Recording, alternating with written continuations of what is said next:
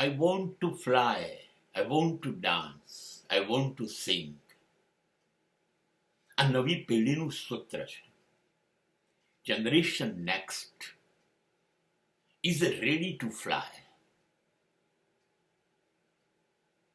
They have their own sky. એમની પાસે એક વિશાળ આકાશ છે. એમની પાસે નાની તો નાની પણ ભરોસાપાત્ર પાંખ છે.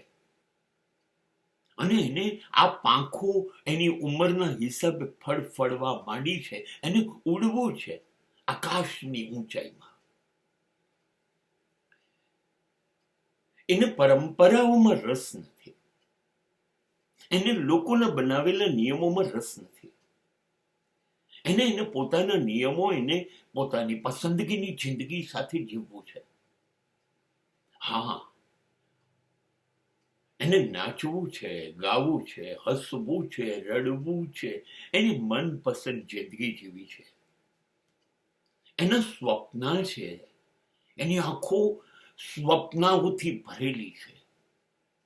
એને દરેક સ્વપ્ન સિદ્ધ કરવાની ઉતાવળ છે.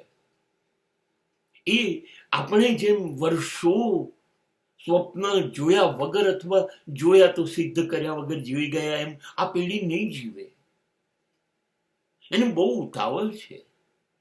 એ ખૂબ ઝડપમાં છે. એને 60 વર્ષે નિવૃત્ત થાય ત્યારે ઘરના હપ્તા કે ગાડીના હપ્તા, ગાડી ના પણ હોય એવી સ્થિતિ મંજૂર નથી. એને 25 વર્ષની ઉંમરમાં 5 આંકડાનો પગાર જોઈએ છે. અને 25 વર્ષની ઉંમરમાં પોતાનું બાઇક, પોતાનો મોબાઈલ, પોતાના ગોગલ્સ, પોતાના શૂઝ, પોતાનું ડ્રેસિંગ અને પોતાનું ઘર બનાવવાના સ્વપ્ન લઈને જીવે છે. હા, આ પેઢી સાદી રીતે ભણતી નથી. આ પેઢીને 80-90% લાગતા નથી. આ પેઢીને આઈએએસ બનવું છે. આ પેઢીને આઈપીએસ બનવું છે. કોમ્પ્યુટર એન્જિનિયર બનવું છે. આ પેઢીને મોટી જગ્યાઓ પર જવું છે. એમણે એમની જાતને સાબિત કરવી છે અને કરશે. આ લોકોને પુષ્કળ ભરોસો છે પોતાની જાત પર. આત્મવિશ્વાસ ઠાંસીને ભર્યો છે કુદરતે. અને એવું નથી કે લોકો સ્વપ્ન જ જુએ છે. નહીં, સિદ્ધ કરવાની તાકાત છે, તૈયારી છે. આ બધી ગાડીઓ છે ને, એ ફર્સ્ટ, સેકન્ડ, થર્ડ ગિયરમાં નથી. સીધી ટોપમાં પડે છે અને ભાગે છે. સીધું આકાશમાં ઉડવું છે. એટલે આ પેઢીને આપણે પાંખ આપવાની છે. એની ઉડાન જે છે એ જોવાની છે.